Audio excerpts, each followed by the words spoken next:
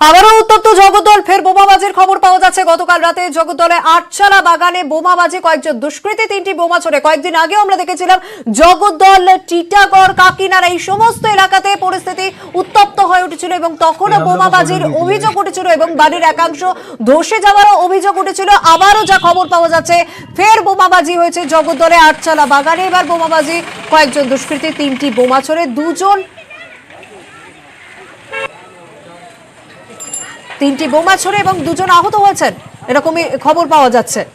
গতকাল রাতে জগদ্দলে আটচালা বাগানে এই ঘটনাটি ঘটেছে। কাকিনাড়া, জগদ্দল এই সমস্ত এলাকা প্রায়শই উত্তপ্ত হয়ে ওঠে। সেই বিধাননগর দুজন পুলিশ কর্মী তারা গুরুতর আহত হয়েছেন এবং সেই বিধানসভা ভোটের আগে থেকেই পরিস্থিতি বারে বারে উত্তপ্ত হয়ে আসছে। আমাদের সঙ্গে রয়েছে প্রতিনিধি অরুণ ঘোষ। অরুণ, জগদ্দল উত্তপ্ত এই নতুন খবর না, কিন্তু ফের এই ঘটনা, পুলিশ কি বলছে, কেন বারবার এই ঘটনা এবং কারা এই ঘটনায় অভিযুক্ত এখনো পর্যন্ত? দেখো, জগদ্দলে কিন্তু পুলিশ নাজেহাল, কারণ পুলিশ একদিক থেকে টহল দিচ্ছে, অন্যদিক থেকে কিন্তু বোমা পড়ছে। গতকাল রাত্রেও কিন্তু এরকম ঘটনা হয়। রাত 1টা থেকে 1:30 নাগাদ হঠাৎ করে 3-4টে বোম দুষ্কৃতীরা ছোড়ে। কি উদ্দেশ্যে তারা কিন্তু সবাই রাত্রিবেলা ঘুমাচ্ছিল, হঠাৎ বোম ছোড়ে। এই বোমের আঘাতে খবর পেয়ে কিন্তু ঘটনাস্থলে জগদ্দল থানা পুলিশ এবং সিসি পার্টি আসে। ঠিক তখন পুলিশকে লক্ষ্য করে কিন্তু বোম ছোড়া হয়। এই ঘটনায় দুজন পুলিশ কর্মী গুরুতর জখম হয়েছে, তাদের হাসপাতালে স্থানান্তরিত করা হয়েছে। এলাকায় বিশাল পুলিশ বাহিনী নামানো হয়েছে। কে বা কি উদ্দেশ্যে, এদিক থেকে বিজেপির উমাশঙ্কর সিং তিনি দাবি করেছেন যে তৃণমূল নেতৃত্ব দুষ্কৃতীরা এই ধরনের ঘটনা ঘটিয়েছে, কারণ এলাকা দখল নিয়ে এলাকা শান্ত এলাকাকে উত্তপ্ত করে রাখায় তাদের কাজ, ফলে এই ধরনের ঘটনা ঘটিয়েছে বলে জানা যাচ্ছে। আমরা সিসি ক্যামেরা ফুটেজে পরিষ্কার দেখতে পাচ্ছি রাত্রিবেলা পুলিশের গাড়ি লক্ষ্য করে যে বোম ছোড়া হচ্ছে, এলাকায় বোম ছোড়া। একদম অনেক ধন্যবাদ। আমরা যে খবরের দিকে নজর রেখেছিলাম, জগদ্দল এবং সিসি ক্যামেরার ফুটেজেও দেখা যাচ্ছে দুষ্কৃতীরা কিভাবে সেখানে হামলা চালাচ্ছে। অনেক ধন্যবাদ অরুণ। যেখানে গাছ লাগান প্রাণ বাঁচান বলে ক্যাম্পেইন চলছে, মানুষ গাছ উপড়ে যাওয়ার পর আরো একটা নতুন গাছ বসিয়ে প্রকৃতির ভারসাম্য বজায় রাখছে, ঠিক তখনই গলসিতে গাছ কাটার অভিযোগ উঠছে। রাস্তার দুধারে গাছ কেটে বিক্রি করে দেওয়ার অভিযোগ। প্রায় 2000 শিরীষ, বাবলা, সোনাঝুরি গাছ কেটে বিক্রি করা হয়েছে বলে অভিযোগ উঠছে।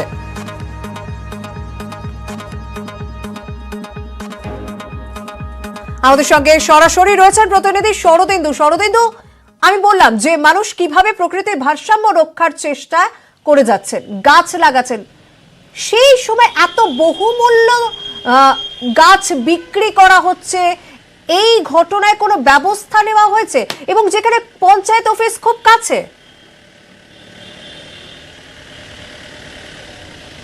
একদমই এই প্রশ্নই বাসিন্দাদের মনেও ঘোরাঘুরি করছে, কারণ গলসি থেকে শিকারপুর যাওয়ার রাস্তায় প্রায় 2000 গাছ কেটে দেওয়া হয়েছে। বাসিন্দারা প্রথমে ভেবেছিলেন এই রাস্তা চওড়া হবে, সেই কারণে পরিণত গাছ কাটা হচ্ছে, সেখানে পুনরায় বৃক্ষরোপণ হবে। কিন্তু গাছ কাটা ছাড়া অন্য কিছু দেখতে না পেয়েই তারা মহকুমা প্রশাসন তথা ব্লক প্রশাসনের কাছে অভিযোগ জানান এবং সেই অভিযোগের ভিত্তিতে পুলিশ তদন্ত শুরু করে।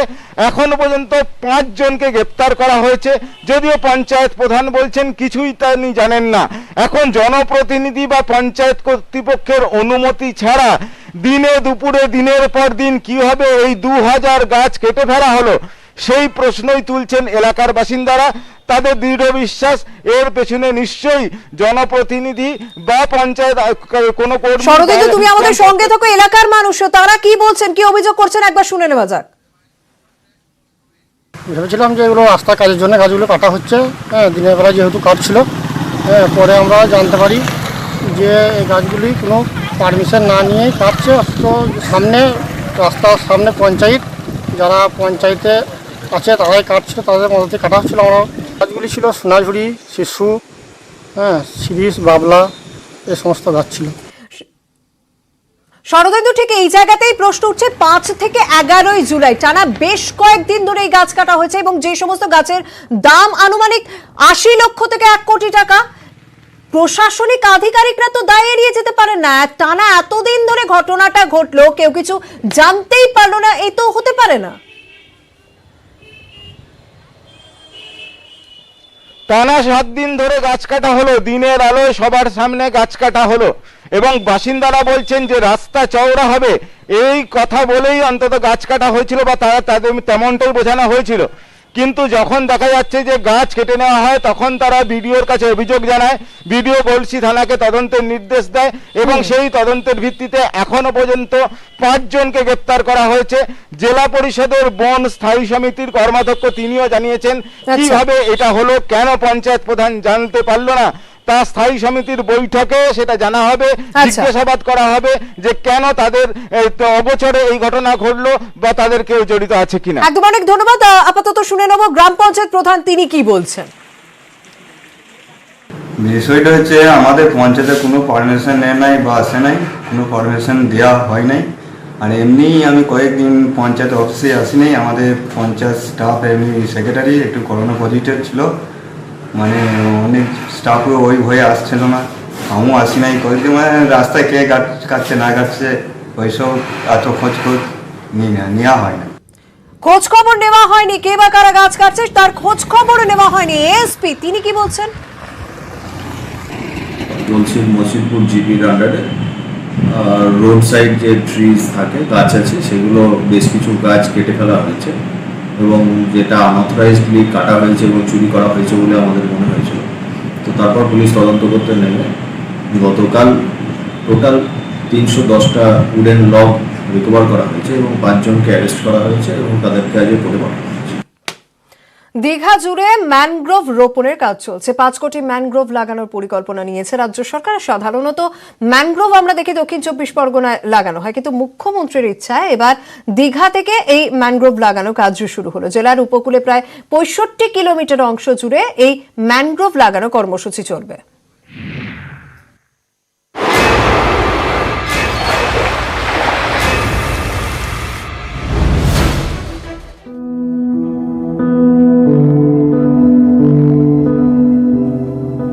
ম্যানগ্রোভেই স্বস্তি, ম্যানগ্রোভেই নিশ্চিন্তি। ঝড় এলে ঢাল হয়ে দাঁড়ায় ম্যানগ্রোভ। সেই ঢাল এখন নড়বড়ে। বুলবুল, আমফান, ইয়াসের তাণ্ডবে লণ্ডভণ্ড ম্যানগ্রোভ। সরকার ও স্বেচ্ছাসেবী সংস্থার উদ্যোগে ম্যানগ্রোভ সংরক্ষণের কাজ শুরু হলেও চোখ রাঙাচ্ছে একের পর এক দুর্যোগ। দিন দিন সংকট বাড়ছে। সংকট মোকাবিলার লক্ষ্যে ম্যানগ্রোভ রোপণের উদ্যোগ। ইয়াস পরবর্তী পরিস্থিতির কথা মাথায় রেখে বিশ্ব ম্যানগ্রোভ দিবসের মাধ্যমে দীঘা উপকূলে শুরু হয় বৃক্ষরোপণ কর্মসূচি। লক্ষ্য 5 কোটি ম্যানগ্রোভ রোপণ। ম্যানগ্রোভ রোপণের উদ্যোগ।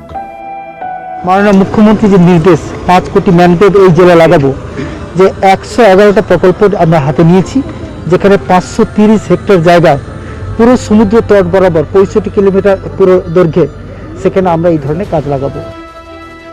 শুধুমাত্র গাছ লাগানোই না, রক্ষণাবেক্ষণেও জোর দেওয়া হচ্ছে। এ কাজে লাগানো হচ্ছে স্বনির্ভর গোষ্ঠীর মহিলাদের। বন্যাতে এগুলো নষ্ট হয়ে গেছে, তা আমরা তো বাঁচতে হবে, তাই বাঁচার জন্য এইগুলো গাছ লাগাচ্ছি। জেলা প্রশাসন সূত্রে খবর, প্রাথমিকভাবে 630 হেক্টর জমিতে ম্যানগ্রোভ গাছ লাগানো হবে। পরবর্তী পর্যায়ে আরও 200 হেক্টর জমিতে গাছ লাগানোর পরিকল্পনা। উপকূল রক্ষায় 111টি প্রকল্প নেওয়া হয়েছে।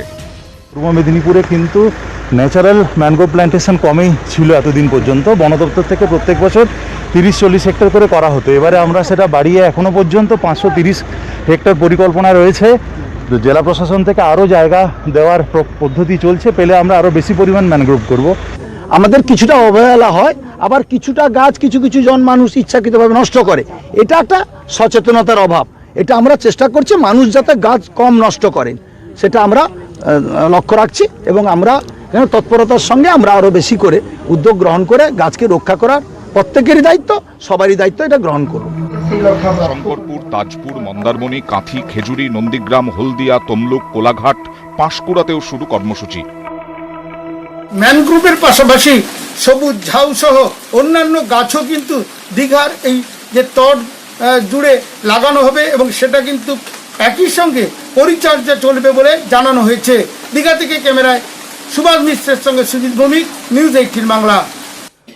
উচ্চ মাধ্যমিকে নাম্বার খারাপ হয়েছে, সেই নাম্বার বাড়াতেই হবে, এই দাবিতে পড়ুয়াদের দাদাগিরি দেখা গেল।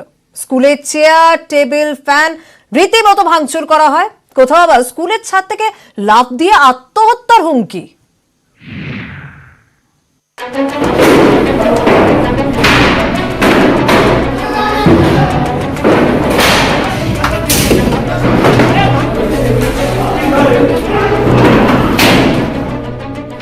কোথাও বিক্ষোভের নামে তাণ্ডব, কোথাও ছাদ থেকে লাফ দেওয়ার হুঁশিয়ারি।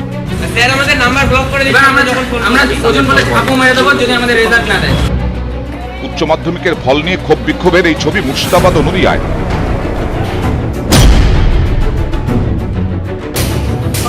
বহরমপুরের শ্রীকৃষ্ণপুর স্কুল, নম্বর বাড়ানোর দাবিতে স্কুলে ঢুকে পড়ুয়ারা রীতিমতো তাণ্ডব চালালো, টেবিল, চেয়ার, ফ্যান ভাঙচুর।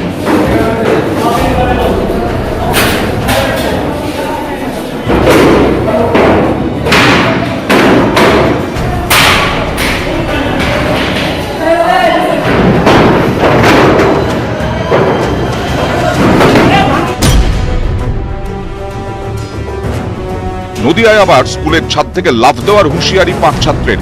তাদের অভিযোগ উচ্চ মাধ্যমিকের ফল অসম্পূর্ণ, অথচ প্রধান শিক্ষক কোন রকম সাহায্য করছেন না। স্যার আমাদের নাম্বার ব্লক করে দিবেন, আমরা ওজন বলে ছাপও মেরে দেব যদি আমাদের রেজাল্ট না দেয়। এই ঘটনা নদিয়ার চাকদা থানার মদনপুর কেন্দ্রীয় আদর্শ বিদ্যালয়ের। এই স্কুলের পড়ুয়াদের সঙ্গে পুলিশ ও স্কুলের ম্যানেজিং কমিটির সদস্যরা দীর্ঘক্ষণ কথা বলেন। তারপর ছাদ থেকে নামেন ছাত্ররা। উচ্চ মাধ্যমিকের ফর্ম যখন ফিল করা হয় তখন ওরা নাকি ফর্ম ফিল করেনি, যেহেতু ফর্ম ফিল করেনি সেই কারণে এদের পরীক্ষাও হয়নি এবং রেজাল্টও আসেনি।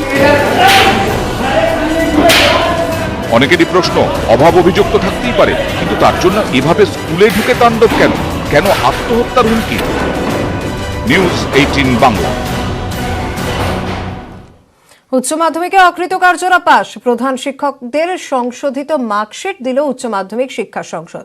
পাস করানোর হলে আগেই কেন নয়? এভাবে কি সঠিক মূল্যায়ন হলো? এবার থেকে কি তাহলে বিক্ষোভ দেখালেই পাস করা যাবে? প্রশ্ন উঠছে নানা মহলে।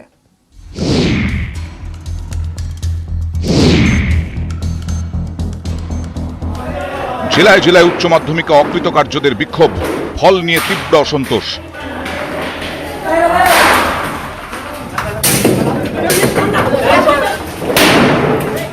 চাপের মুখে অকৃতকার্যদের পাশ করিয়ে দিল উচ্চ মাধ্যমিক শিক্ষা সংসদ। বুধবার প্রধান শিক্ষকদের সংশোধিত মার্কশিট দিল উচ্চ মাধ্যমিক শিক্ষা সংসদ। কলকাতা, দক্ষিণ 24 পরগনা, মুর্শিদাবাদ সহ বিভিন্ন জেলার স্কুলের প্রধান শিক্ষকরা বুধবার বিকাশ ভবনে আসেন। তাদের দাবি, সংসদ থেকে সংশোধিত মার্কশিট দেওয়া হয়েছে, সংশোধিত মার্কশিটে অকৃতকার্যরা পাস।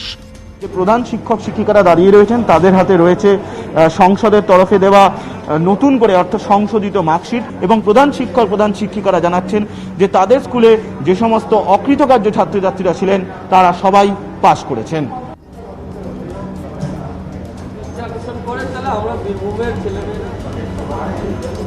ফেল ঠিক বলবো না, এটা মানে দুজনের রেজাল্ট মানে আমরা পাইনি আর কি, দুজন ফেল করেছে, সঙ্গে সঙ্গে দিয়ে দিল নতুন মার্কশিট, পাস।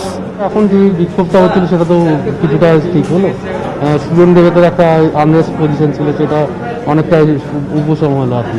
স্কুলের দিক দিয়ে এটা একটা খুব ভালো জিনিস। উচ্চ মাধ্যমিকের ফল প্রকাশের পর দেখা যায় এবছর 50% স্কুলেই কেউ না কেউ ফেল, অন্যবার অকৃতকার্য থাকে 25 থেকে 30%। এবার তাই ফল নিয়ে বিক্ষোভ, অসন্তোষ। এই পরিস্থিতিতে নয়া মার্কশিট দিল সংসদ, যাতে ফেল করা পড়ুয়ারা পাস। এতে অনেকেরই প্রশ্ন, পাস করানোর হলে আগেই কেন নয়? গলতটা ঠিক কোথায়?